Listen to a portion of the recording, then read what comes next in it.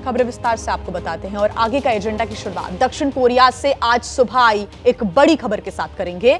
दक्षिण कोरिया में एक विमान हादसे का शिकार हुआ और इसमें 179 यात्रियों की अब तक मौत की जानकारी मिल रही है। क्रैश होते वक्त हादसे की तस्वीरें कैमरे में कैद हुई हैं, वीडियोस लगातार सामने आ रहे हैं। दक्षिण कोरिया की मीडिया का दावा है कि एक पक्षी से टकराने के बाद विमान रनवे पर उतरते वक्त क्रैश हो गया, रनवे से फिसलकर बाउंड्री वॉल से टकरा गया। दक्षिण कोरिया में भीषण विमान हादसा हुआ है जिसमें 179 लोगों की मौत की खबर मिल रही है। ये तस्वीरें भी आप देख रहे हैं, डराने वाली भयावह ये तस्वीरें हैं। रनवे से आगे फिसलता हुआ ये विमान जो कि क्रैश हो गया, बाउंड्री वॉल से टकरा गया और अचानक भीषण आग इस विमान में लगती है और अब तक 179 लोगों की मौत की जानकारी मिल रही है। कुछ मीडिया रिपोर्ट्स का दावा है ऐसा कि पक्षी से टकराने के बाद विमान क्रैश हुआ। इसमें टेक्निकल फॉल्ट आया होगा जब ये पक्षी से टकराया और उसके बाद लैंडिंग के वक्त रनवे पर फिसला ये यात्री विमान और दुर्घटनाग्रस्त हो गया। लैंडिंग के बाद यात्री विमान में भीषण आग लग गई, उसकी तस्वीरें आप देख रहे हैं। आपको बता दें कि इस विमान में कुल 181 लोग सवार थे। 2 लोगों के सुरक्षित होने का भी दावा किया जा रहा है। बताया जा रहा है कि उनको अस्पताल में देखरेख में रखा गया है और अभी तक की जानकारी के अनुसार 179 लोगों की मौत की जानकारी मिल रही है। दक्षिण कोरिया का ये मुआन इंटरनेशनल एयरपोर्ट जिसकी तस्वीरें आपके सामने, इसी रनवे पर जैसे ही विमान लैंड करता है ये फिसलता हुआ रनवे से नीचे उतरकर सीधे बाउंड्री वॉल से टकरा जाता है। हालांकि इसके पहले जानकारी ये भी मिल रही थी कि जो टेक्निकल फॉल्ट है उसकी वजह से यह हादसा हुआ, लेकिन ये क्यों हुआ, अब लगातार ये दावा किया जा रहा है कि एक पक्षी से पहले ये विमान टकराया और उसके बाद इसमें तकनीकी खामी आई। लैंडिंग के वक्त ये फिसल गया, रनवे से नीचे उतर के सीधे बाउंड्री वॉल से टकरा गया और भीषण आग इसमें लगी। ये तस्वीरें आप देख रहे हैं, 2 तस्वीरें।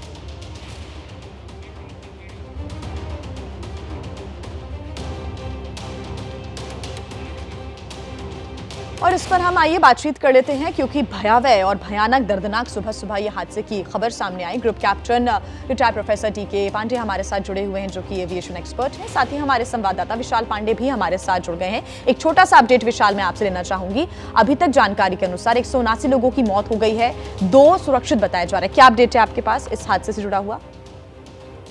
देखिए जी, 175 यात्री इस विमान में सवार थे और 6 क्रू मेंबर्स थे और अभी तक जो जानकारी सामने आ रही है 179 लोगों की मौत हो चुकी है। सिर्फ 2 लोगों को बचाया जा सका है और क्योंकि ये जो विमान था इस विमान ने बैंकॉक से उड़ान भरी थी और मुआन एयरपोर्ट पर ये लैंडिंग के वक्त ऐसा बताया जा रहा है कि पहले एक पक्षी टकराता है और उसके बाद लैंडिंग गियर में कुछ कमी आ जाती है जिसकी वजह से ये विमान आगे चलकर पूरी तरह से अपना नियंत्रण खो देता है और इस प्लेन में आग लग जाती है। लगभग 179 लोगों की मौत अब तक हो गई है और जो मुआन एयरपोर्ट है उसे बंद किया गया है। फिलहाल जांच के आदेश भी दिए गए हैं और जिस जेजू एयरलाइंस का ये विमान था उसने अभी पूरी जानकारी नहीं दी है कि आखिरकार एग्जैक्ट क्या कारण था इस इतने बड़े हादसे का, लेकिन फिलहाल जारी है और एयरपोर्ट पर अभी भी ये कहा जा सकता है कि जो स्थिति है जो जिनके लोग इस प्लेन में सवार थे उनके लोग भी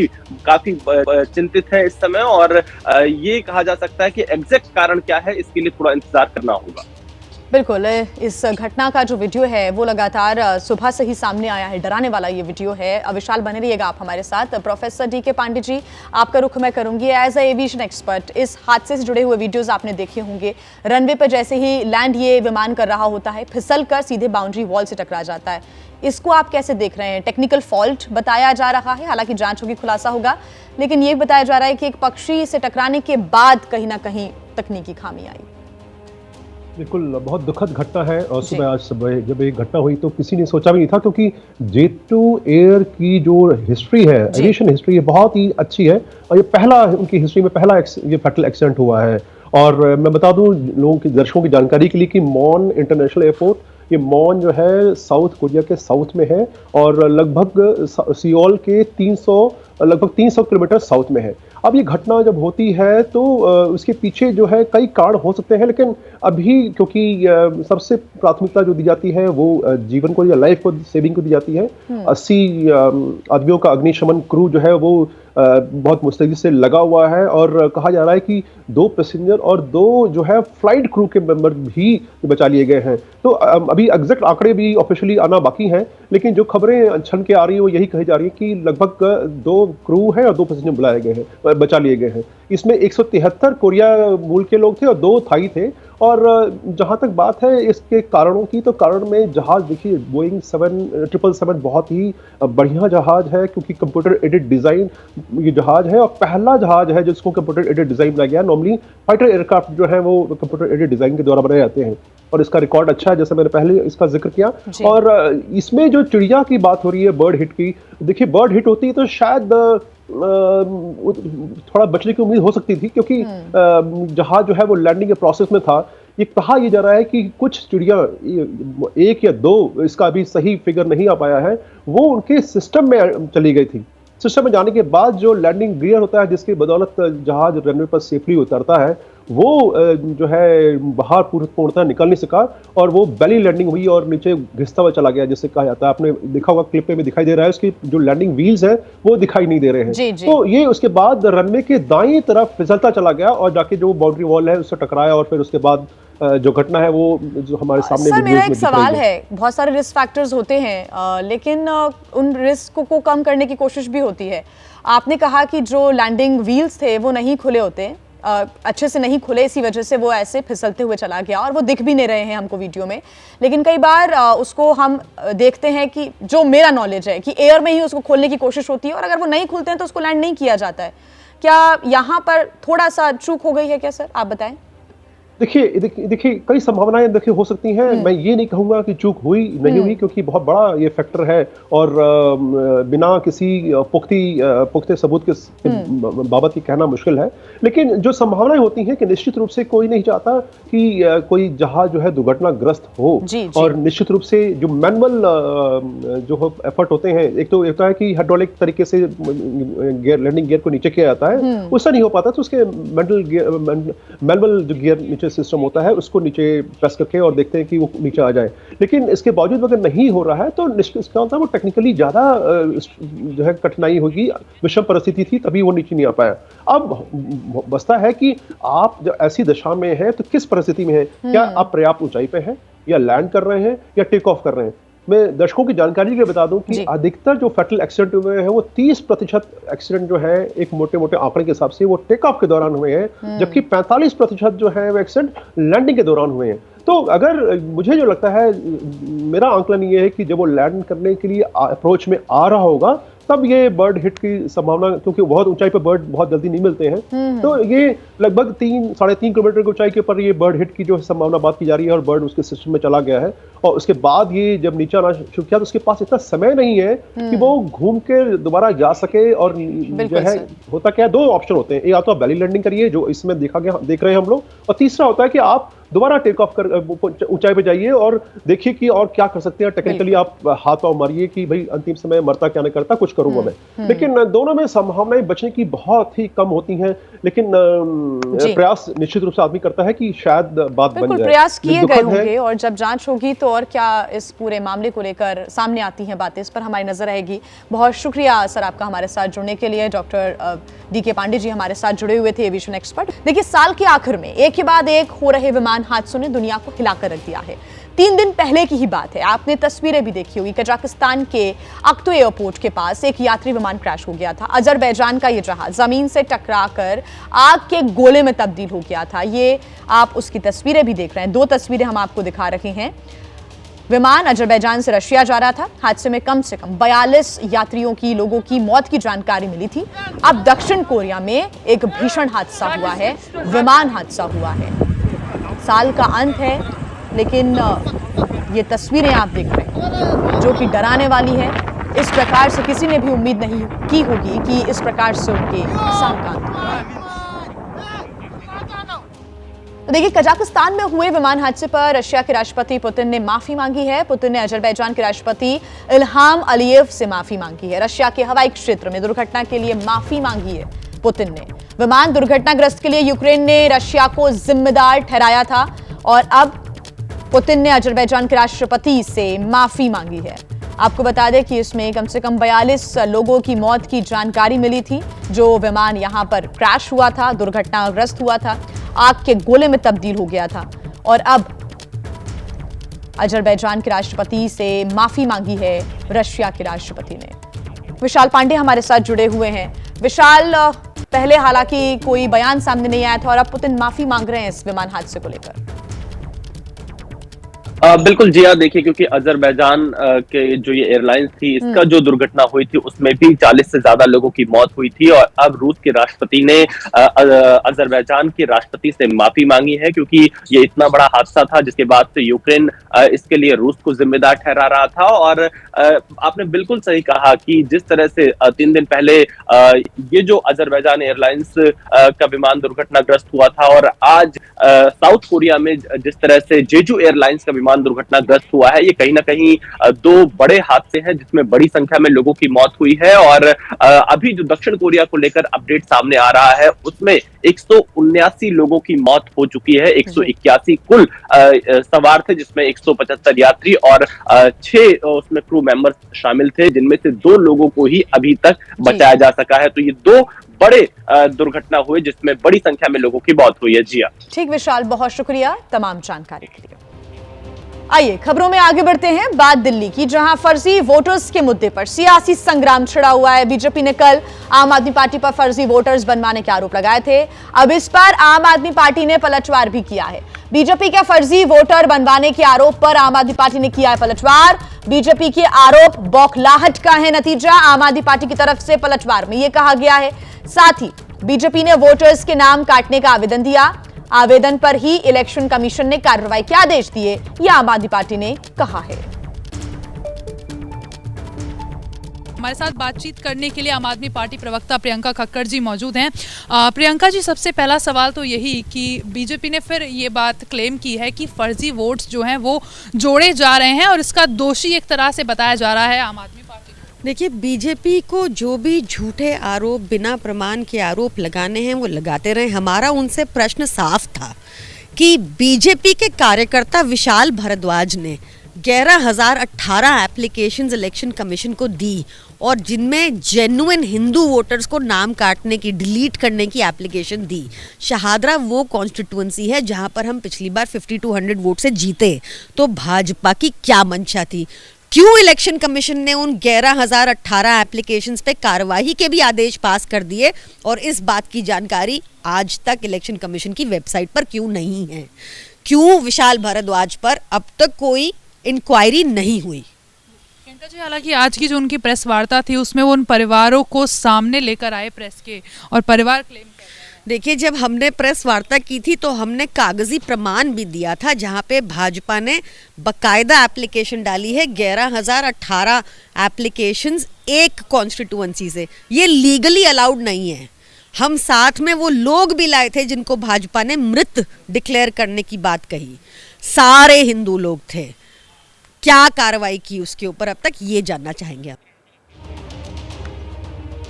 और अब ये सुन लीजिए कि आखिरकार भारतीय जनता पार्टी ने आम आदमी पार्टी पर क्या आरोप लगाए थे जिसका पलटवार आम आदमी पार्टी ने अब किया है। दिल्ली बीजेपी अध्यक्ष वीरेंद्र सचदेवा जी हमारे साथ बात करने के लिए मौजूद हैं। सर, आप लोगों को कैसे लगता है कि दिल्ली में फर्जी वोट बनाए जा रहे हैं और उसकी काट कैसे होगी, कैसे कम उन्हें किया जाएगा या फिर उन्हें हटाया जाएगा? देखिए, इलेक्शन कमीशन को कार्रवाई करनी होगी, दिल्ली पुलिस को कार्रवाई करनी होगी। दिल्ली में एक बड़ी साजिश रची जा रही है दिल्ली के मैंडेट को एक तरह से किडनैप करने की। अरविंद केजरीवाल की सरकार पिछले 2 विधानसभा चुनावों से इस तरह का खेल खेलती रही है और इसलिए इस बार हमने उन चीज़ों को पकड़ना शुरू किया तो ये बौखला रहे हैं।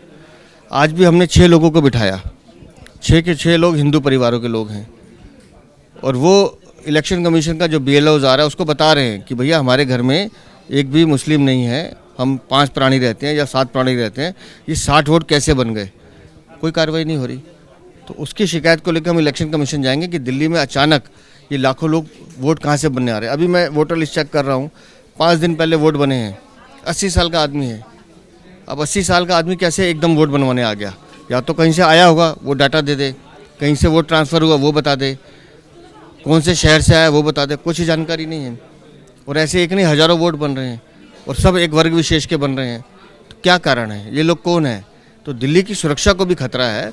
और अरविंद केजरीवाल जो घिनौना खेल खेल रहे हैं दिल्ली विधानसभा चुनाव जीतने का, दिल्ली की जनता इसका माकूल जवाब देगी इनको।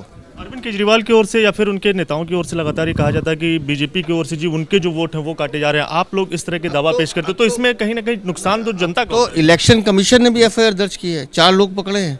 जाली दस्तावेज, जाली आधार कार्ड, जाली वोटर कार्ड, जाली बिजली का बिल, ये सब कहाँ कौन बना रहा है? ये अरविंद केजरीवाल के जो नगीने हैं ना विधायक, जिनके कार्यालयों में ये काम हो रहा है, जिसका मैंने दिखाया था कि शेड्यूल का सर्टिफिकेट भी बना रहे हैं, ये लोग वो कर रहे हैं। दिल्ली में अवैध दस्तावेज बनाकर अवैध मतदाताओं को बनाने का गंदा काम अरविंद केजरीवाल की सरकार कर रही है। तो आपने सुना, वीरेंद्र सचदेवा ने आम आदमी पार्टी पर दस्तावेजों के साथ मकान नंबर, पता और वोटर की संख्या के साथ संगीन आरोप लगाए। लेकिन इन आरोपों का सच क्या है, जानने के लिए मेरे सहयोगी दिव्यांग तिवारी उन इलाकों में पहुंचे, लोगों के घरों में भी गए जिनका हवाला देकर बीजेपी ने आम आदमी पार्टी पर वोटर लिस्ट में फर्जी वोटर जोड़ने का आरोप लगाया। आखिर पड़ताल में क्या निकला, दिखाते हैं आपको रिपोर्ट में। बीजेपी की ओर से प्रेस कॉन्फ्रेंस करके ये आरोप लगाया गया कि तुगलकाबाद विधानसभा के अंदर फर्जी तरीके से वोट जो है वो बनाने का काम चल रहा है और एक लिस्ट भी जारी की गई और खासकर मकान नंबर 110 तुगलकाबाद विधानसभा के अंदर जो आता है और छुरिया मोहल्ला के अंतर्गत तमाम जो पते हैं वो भी उसमें लिखे हुए नजर आएंगे। और इसके साथ साथ बड़ा आरोप लगाया गया कि ये जो छुरिया मोहल्ला तेखंड विलेज ये तुगलकाबाद विधानसभा के अंतर्गत आता है और मकान नंबर 110 जो आप यहाँ पर पता देख पाएंगे, यहाँ पर इस पते पर 60 वोट के करीब जो है वो फर्जी हैं। मकान नंबर 110 आपको यहाँ पर नजर आएगा लिखा हुआ तेखंड न्यू दिल्ली। और इस मकान के मकान मालिक से हम बात करेंगे और इस लिस्ट की सच्चाई क्या है इसके बारे में हम इनसे जानने की कोशिश करेंगे। भैया आप सबसे पहले आप अपना नाम बता दीजिए। मेरा नाम निरंजन है। निरंजन जी, ये जो लिस्ट है और ये जो पता लिखा हुआ है छुरिया मोहल्ला तेखंड विलेज, ये कहाँ का एड्रेस है? ये 110 मेरा है, नेम प्लेट लगी हुई है। हाँ जी। और ये बताइए इसको लेकर क्या ये सारे वोट जो हैं, एक बार आप इसे लिस्ट एक बार देख लीजिए, क्या ये जो नाम है इसके बारे में आपको जानकारी है?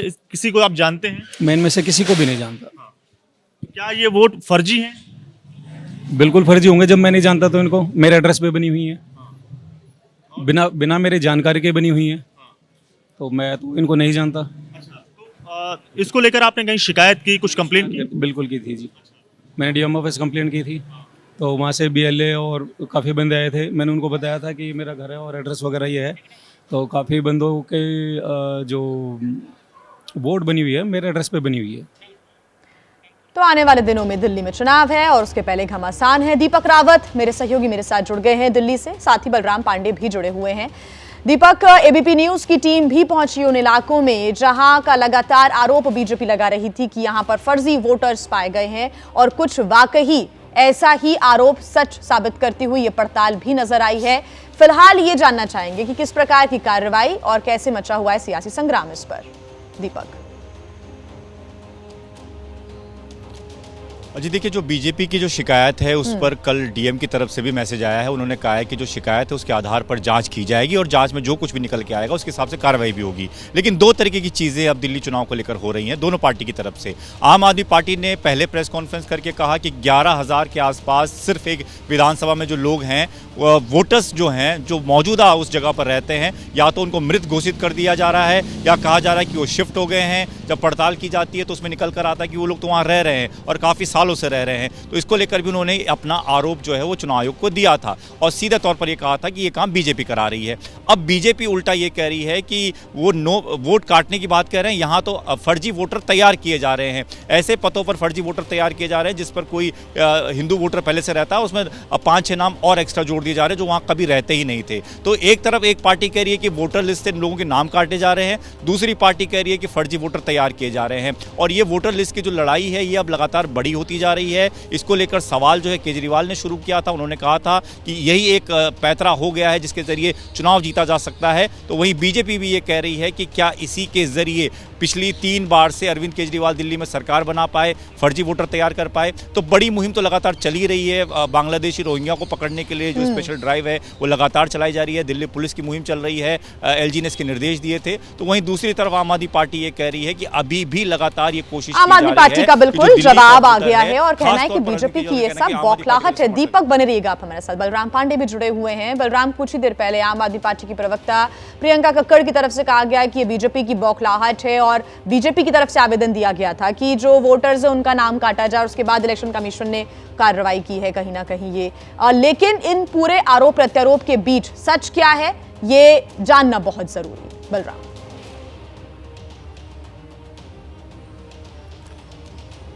बिल्कुल, देखिए, आम आदमी पार्टी ये आरोप लगा रही है कि बीजेपी के नेता वोटर लिस्ट से नाम कटवाने की एप्लीकेशन दे रहे हैं और लगातार हजारों की संख्या में एप्लीकेशन दी जा रही है। तो दूसरी तरफ बीजेपी ये कह रही है कि फर्जी वोटर तैयार किए जा रहे हैं आम आदमी पार्टी की तरफ से।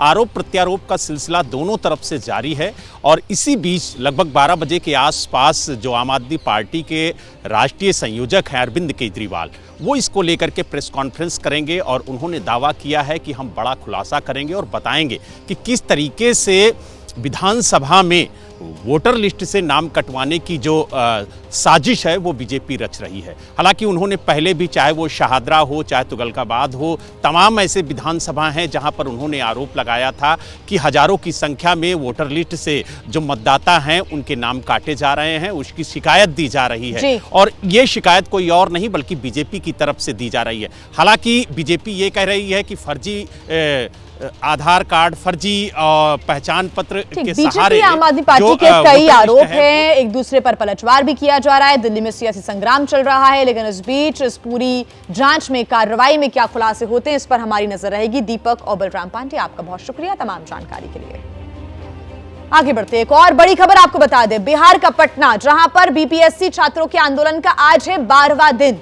आंदोलन के समर्थन में जनसुराज ने छात्र संसद बुलाई है। हालांकि इस छात्र संसद को अनुमति प्रशासन की तरफ से नहीं मिली है। छात्र संसद के लिए जनसुराज ने दोपहर 12 बजे का वक्त तय किया है और जनसुराज का गांधी मैदान में ये छात्र संसद का ऐलान। प्रशासन ने इस छात्र संसद की इजाजत नहीं दी है। बता दें आपको कि बीपीएससी 70वीं पीटी परीक्षा रद्द कराने की मांग को लेकर विरोध लगातार तेज हो गया है छात्रों का। कई दिनों से उनका जो धरना प्रदर्शन है वो जारी है और आज इस प्रदर्शन का, इस आंदोलन का 12वां दिन है। बड़े बड़े नेता इस आंदोलन में बीच में छात्रों का समर्थन करने के लिए भी पहुंच रहे हैं। निधि श्री हमारे साथ जुड़ी हुई हैं ज्यादा जानकारी के साथ। निधि, आज छात्र संसद के लिए जनसुराज ने दोपहर 12 बजे का वक्त तय किया है, प्रशासन ने इजाजत नहीं दी है।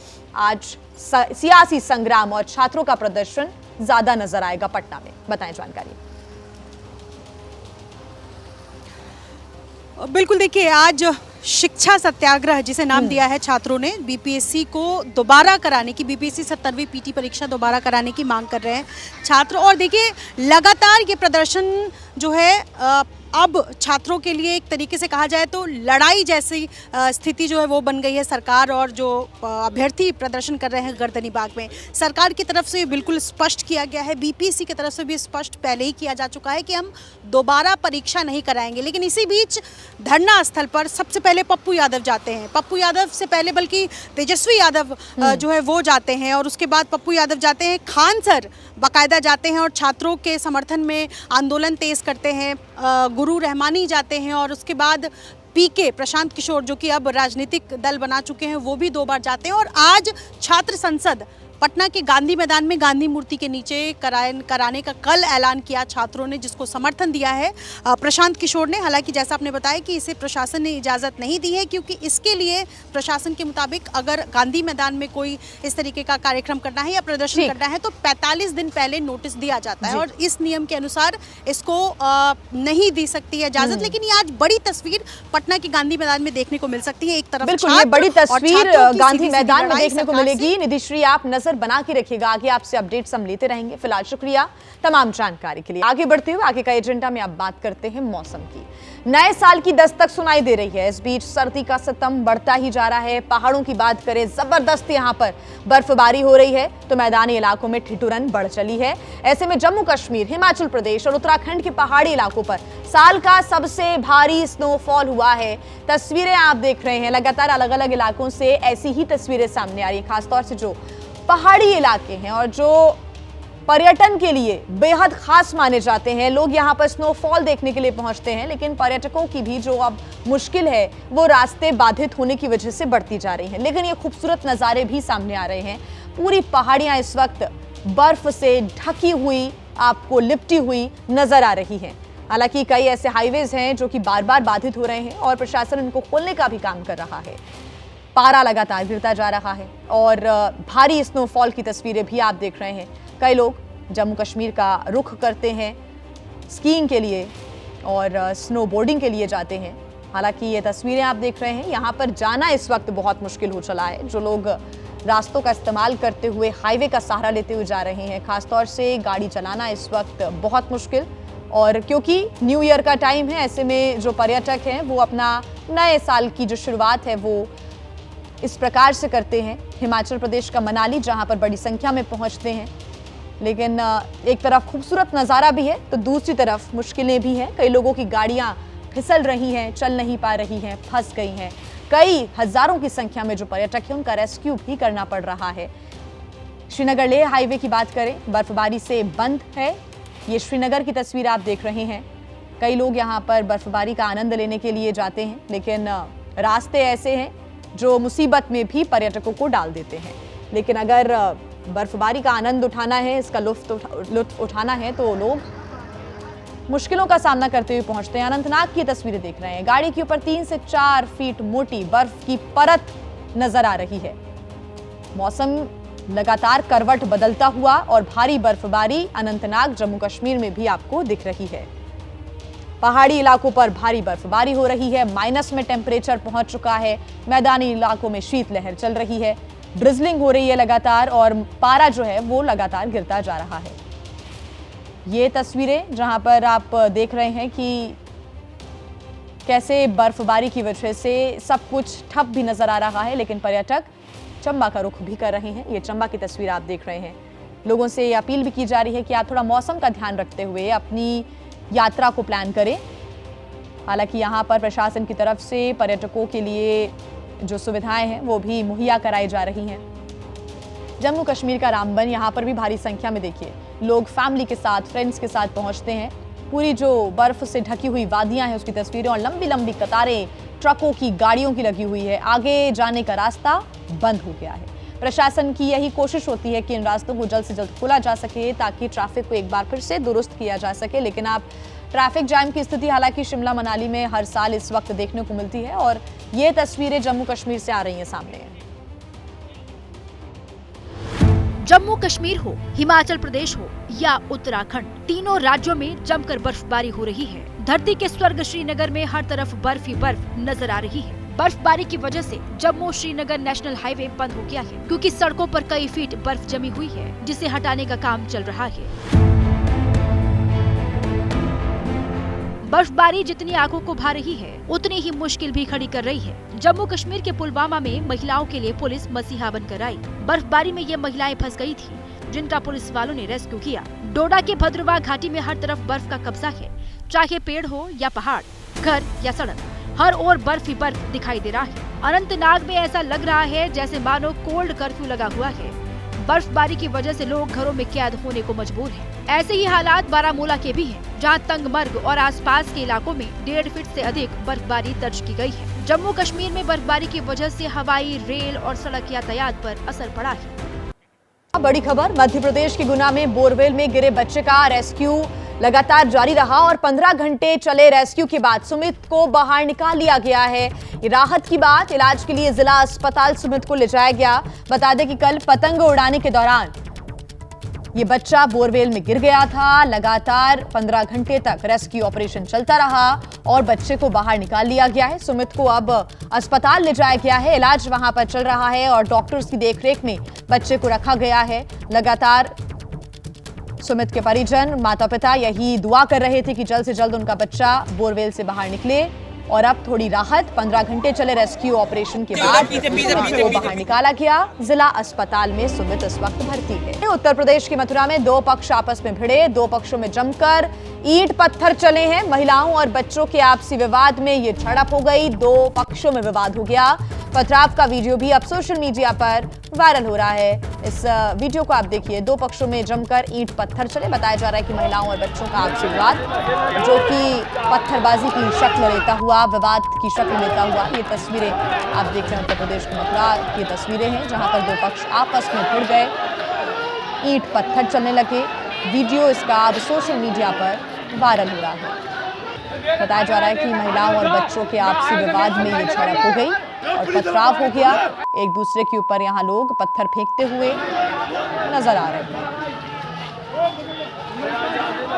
बड़ी संख्या में आप देख रहे हैं, कुछ बच्चे भी आपको नजर आएंगे। छतों से पत्थर फेंके जा रहे हैं, एक दूसरे के ऊपर पत्थर से बांध दिया जा रहा है। छतों पर खड़े होके लोग एक दूसरे पर पत्थरबाजी कर रहे हैं। ये मथुरा की है तस्वीर। दोनों पक्षों में ईंट पत्थर चल रहे थे, पत्थरबाजी हो रही थी। महिलाओं बच्चों का कुछ विवाद हुआ और उसके बाद ये झड़प की तस्वीरें आई हैं सामने। मथुरा की तस्वीर, 3 तस्वीरें आप देख रहे हैं, अलग अलग वीडियोस जिसमें आपको पत्थर चलते हुए नजर आ रहे होंगे।